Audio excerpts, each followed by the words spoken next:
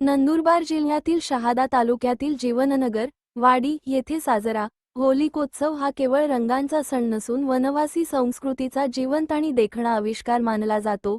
सातपुड्याच्या कुशीत वसलेल्या या भागात होळीच्या निमित्ताने परंपरा, श्रद्धा आणि सांस्कृतिक वैभव एकत्र अनुभवायला मिळते।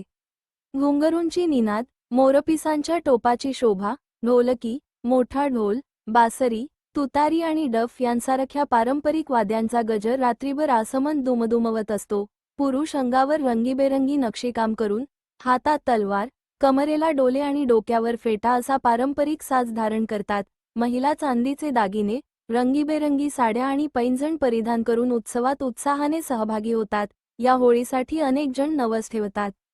बुध्या, बावा, घेर, मोरख्या, कहानडोखा, मोडवी, शिकारी अशा विविध पारंपरिक रूपांत वनवासी समाजातील पुरुष सहभागी होतात। या रूपांसाठी 7 दिवस आधीपासून व्रत पाळले जाते। खाटेवर न झोपता जमिनीवर झोपून होळीला वंदन करण्याची परंपरा आजही जपली जाते।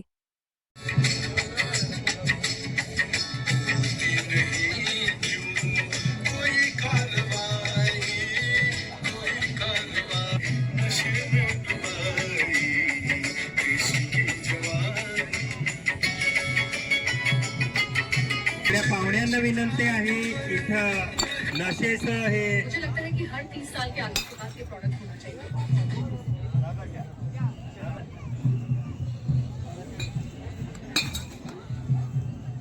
इथं शराबच्या सरकार छोड़ दो, शीशा बाटली फोड़ दो, दारू पीना छोड़ दो, शीशा बाटली फोड़ दो, दारू पीना छोड़ दो, शीशा बाटली फोड़ दो, दारू पीना छोड़ दो। शराब का धंधा सबसे गंदा, शराब का धंधा सबसे गंदा, शराब का धंधा सबसे गंदा। शराब का व्यापार छोड़ दो सरकार, शराब का व्यापार छोड़ दो सरकार, शराब का व्यापार छोड़ दो सरकार। सरकार को भी हमारे हाथ जोड़ के विनंती है कि आप माँ बहनों पर अत्याचार मत बढ़ाइए। आप जीवन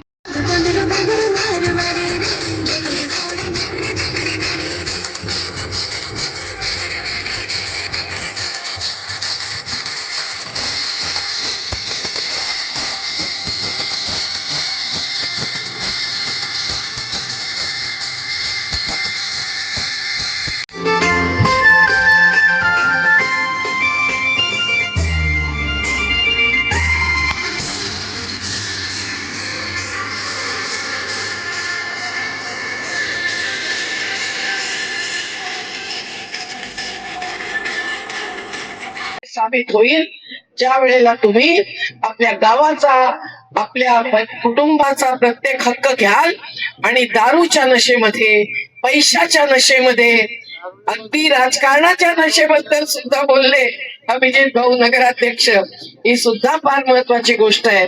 पण त्याचबरोबर जाती आणि धर्माच्या नशेमध्ये सुद्धा बुडता कामा नये।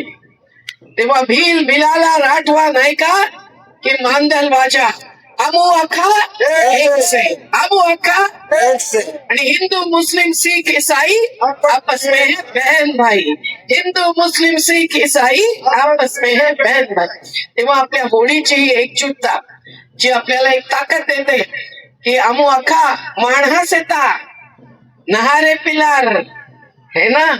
तेव्हा आपण माणहा जेला रेणू जुवे, आपो खाली जनावर सुद्धा एकमेकाला वाचवतात है ना।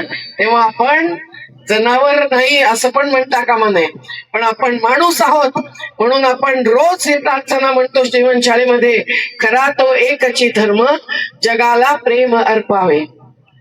तेव्हा आपण या होळीच्या निमित्ताने दारू सोडणार, दारू पिणार नाही, गुटखा खाणार नाही, कुठल्याही प्रकारची नशा ठेवणार नाही, आणि अगदी पैशाची नशा असो की जातीची नशा असो त्या नशेमध्ये आपण बुडणार नाही, आणि आपल्या गावातल्या लोकांना, आपल्या आदिवासींना बुडू देणार नाही।